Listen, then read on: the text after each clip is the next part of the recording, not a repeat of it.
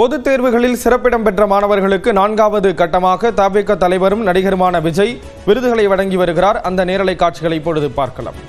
இது தொடர்பான விவரங்களை வழங்குவதற்காக செய்தியாளர் செந்தில் ராஜா இணைகிறார். செந்தில் ராஜா, விழாவுக்கான ஏற்பாடுகள் எந்த அளவில் செய்யப்பட்டிருக்கு, விவரங்களை பகிர்ந்துக்கலாம். ஸ்ரீராம், தமிழக வெற்றி கழகத்தின் சார்பில் ஒவ்வொரு ஆண்டும் கடந்த 3 ஆண்டுகளாக கல்வி விருது விழா நடத்தப்பட்டு வருகிறது.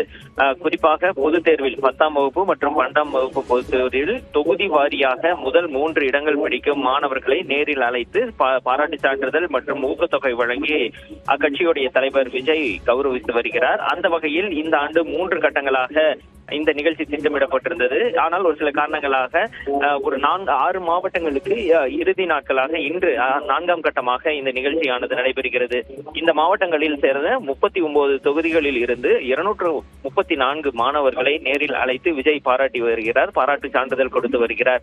அது மட்டும் இல்லாமல் இந்த விழாவில் பாருங்கள் என்றால் சேலம் மாவட்டம் கருமுந்துறையை சேர்ந்த பழங்குடியின மாணவியான ராஜேஸ்வரி ஐஐடியில் படிப்பதற்காக JEE தேர்வில் சிறப்பாக தேர்ச்சி பெற்று சாதனை படைத்து இருந்தார். அவரை நேரில் அழைத்து பாராட்டி குடும்பத்தினரையும் நேரில் அழைத்து சால்வை அணிவித்து பாராட்டினார். அது மட்டும் இல்லாமல் அந்த மாணவிக்கு 2 லட்சம் ரூபாய் ஊக்கத்தொகையும் விஜய் வழங்கினார். அது மட்டும் இல்லாமல் அவருடைய கனவு என்பது ஒரு விஞ்ஞானி ஆக வேண்டும் என்பது அது நிச்சயம் நிறைவேறும் என்றும் வாழ்த்துக்கள் தெரிவித்தார்.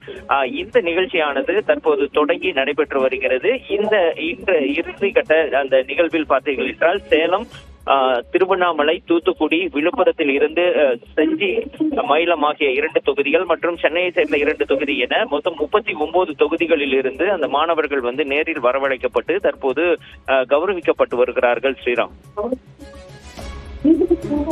விரிவான விவரங்களை கொடுத்தீங்க. நன்றி செந்தில் ராஜா.